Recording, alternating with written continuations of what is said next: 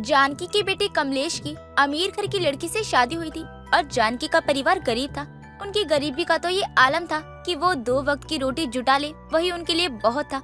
और मोनिका जो शहर में पली बड़ी थी, उसके माँ बाप ने उसकी शादी गांव में इसलिए की थी ताकि उसे जो अपने पिता के पैसों का इतना घमंड था और उसे पता चले कि उसे पैसों की कितनी इज्जत करनी चाहिए।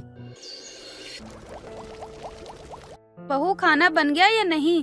कमलेश वरना खेत चला जाएगा, खाकर जाएगा तो अच्छा है। बना ही रही हूँ। गैस नहीं है तो तुरंत तो खाना बनेगा नहीं। 1 घंटे से चूल्हे पर खाना बना रही हूँ। कभी लकड़ी जलती है और कभी बुझ जा रही है। बहू अब तो तुझे इतने समय हो गया यहाँ पर, अब तो तुझे गांव के तौर तरीके सीख लेने चाहिए। इतने दिन हो गए हैं लेकिन तू हर काम में नुक्स निकालती रहती है। माँ जी, आप जानती है ना, मैं एक अमीर घर की बेटी हूँ और मेरे बाप ने मेरी शादी जानबूझकर गरीब घर में कर दी ताकि मुझे पैसों की अहमियत पता चले। पैसों की अहमियत का तो पता नहीं, लेकिन मुझे इतने दिनों में ये तो समझ आ ही गया कि मेरे बाप ने मेरी शादी जिस घर में की है वो 1 नंबर की फटीचर फैमिली है। और ना तो इस तपती गर्मी में इस घर में ढंग का पंखा है और ना ही कूलर। ये तुम कैसी बात कर रही हो मोनिका?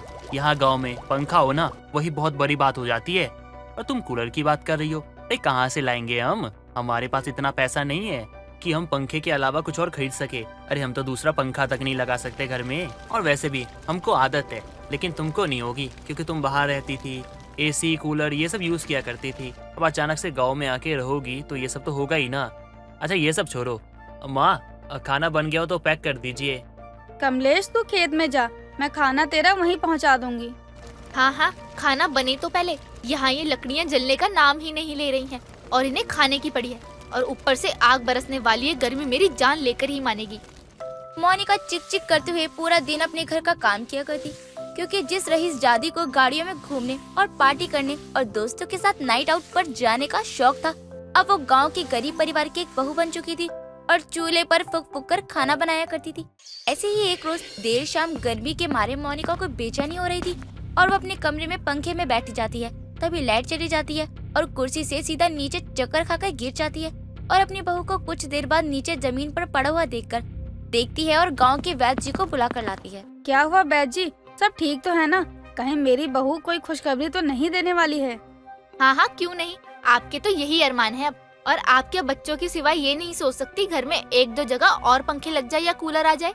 हाँ हाँ बहू, मैं समझ सकती हूँ तेरी परेशानी को, लेकिन हमारी इतनी भी कमाई नहीं है कि हम पंखा लगवाएं, और कूलर तो हमारे बस के बाहर ही है। बस से ही नहीं बल्कि औकात से भी बाहर है, ये कहिए आप। मम्मी पापा, ये कहाँ फंसा दिया आप दोनों ने मुझे। अभी फोन करती हो और इनकी खबर लेती हूँ। इन्हें भी अपनी फूल सी बेटी की एक बार भी याद नहीं आती। जब मोनिका अपने चक्कर के बारे में अपनी माँ और पिता को बताती है और अगले ही दिन मोनिका के माता पिता मोनिका के ससुराल गाँव आ पहुँचते हैं। समधन जी, कैसी हैं आप? पहले से तो अब बहुत कमजोर हो गई हैं। माँ, आपको अपनी समधन की पड़ी है। आप यहाँ किसके लिए आई हैं? माँ, मुझे तो गले लगाइए ना।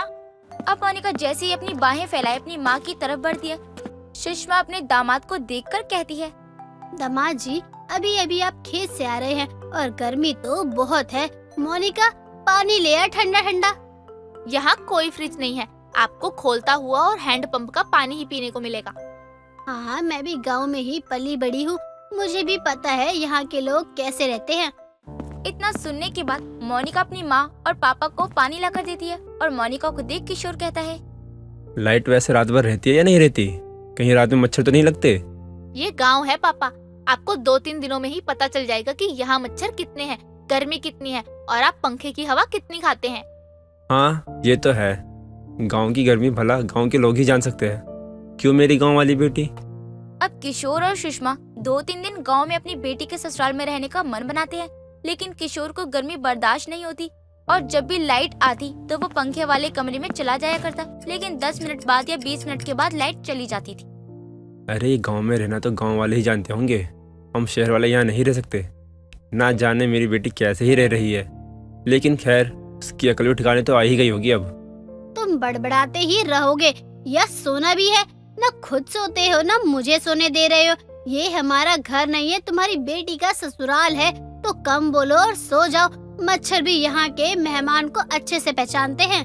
हाँ ये भी है, चलो अब जैसा भी है सोना तो होगा ही, लेकिन हमारी बेटी यहाँ कैसे रह रही है? मुझे लग रहा है हमने उसे कुछ ज्यादा बड़ी सजा दे दी। तो सर पर भी तो उसे हमने ही चढ़ाया है ना, लो फिर सर से उतारने का काम भी हमारा ही होना है। गर्मी से तो हर कोई बेहाल था, लेकिन शहर से आई मोनिका के माता पिता को गर्मी सहन नहीं हो रही थी। लेकिन उन्हें अपनी बेटी के ससुराल अभी एक दिन और रुकना था। लेकिन सुबह के नाश्ते पानी के बाद जब जानकी अपने समधी और समधन को छांव वाली जगह पर लेकर जाती है, जहाँ आम और लीची के बहुत सारे पेड़ होते हैं, वहीं खाट लगाकर बैठ जाते हैं, जहाँ ठंडी ठंडी हवा आ रही होती है।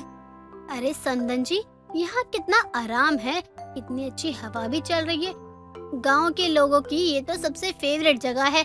मैं भी जब छोटी थी अपने पिताजी के साथ गांव आती थी तो ऐसे ही सब साथ बैठे करते थे। समधन जी, आप बुरा मत मानिए, तो मैं आपसे एक बात कहना चाहती हूँ। आप कुछ दिनों के लिए मोनिका को अपने साथ शहर लेकर जाइए। वो क्या है ना कि वो शहर में ही पली बड़ी है, लेकिन फिर भी उसने हमारे गरीब घर में बहुत कुछ सहा है। मुझे और कमलेश को बहुत समझा है, लेकिन मुझे अच्छा नहीं लगता। आप उसे लेकर जाइए। हम भी यही सोच रहे थे और कल ही इस बारे में मैंने इनसे बात भी की है। हमने अपनी बेटी को बहुत नाजों से पाला है, लेकिन ना जाने वो इतनी बिगड़ती कैसे चली गई। ना उसे पैसे की कीमत समझ आ रही थी और ना ही वो कभी पैसे को पैसा समझती थी। पापा आज ये चाहिए, पापा आज वो चाहिए, पापा आज इतने पैसे चाहिए, ना जाने क्या क्या। कोई बात नहीं, आप गर्मी में उसे शहर लेकर जाइए और ठंड के शुरुआत में आप यहाँ लेकर आ जाना। मुझे कोई दिक्कत नहीं है। हाँ, आप ठीक कह रही हैं समधन जी, लेकिन मैं सिर्फ मोनिका को ही नहीं बल्कि अपने दामाद और आपको भी साथ लेके जाऊंगा, क्योंकि आप लोगों ने मेरी बेटी को हमसे भी ज्यादा प्यार किया है। अरे नहीं नहीं समधन जी, मैं अपने गांव की जमीन छोड़कर कहीं नहीं जाना चाहती हूँ, बल्कि मैं तो इससे ही जुड़ी रहना चाहती हूँ और चाहती हूँ कि आखिरी सांस तक यहीं रहूँ। ठीक है, आप जैसा चाहे, मैं आपको फोर्स भी नहीं कर सकता, लेकिन कमलेश और मोनिका वहीं रहे तो अच्छा है और वहीं कोई बिजनेस कर ले। मेरी एक ही तो बेटी है, क्या मैं उसके लिए इतना भी नहीं कर सकता? हाँ ये तो है, बाकी आपकी इच्छा। लेकिन वो क्या है ना कि मेरा बेटा मुझसे दूर नहीं रह सकता, वो मुझसे बहुत प्यार करता है। यही तो गांव के लोगों की खासियत होती है और वो अपनों से दूर भी नहीं रहना चाहते हैं। किशोर और सुषमा जो कि शहर से आए थे और उनके गांव की गर्मी बर्दाश्त नहीं हो पाई, वो अपनी बेटी के साथ दामाद को भी शहर ले जाते हैं। वहाँ किशोर अपनी बेटी और दामाद को नए घर के साथ एक बिजनेस करने के लिए भी पैसा देता है, जिसके बाद सभी हंसी खुशी रहने लगते हैं।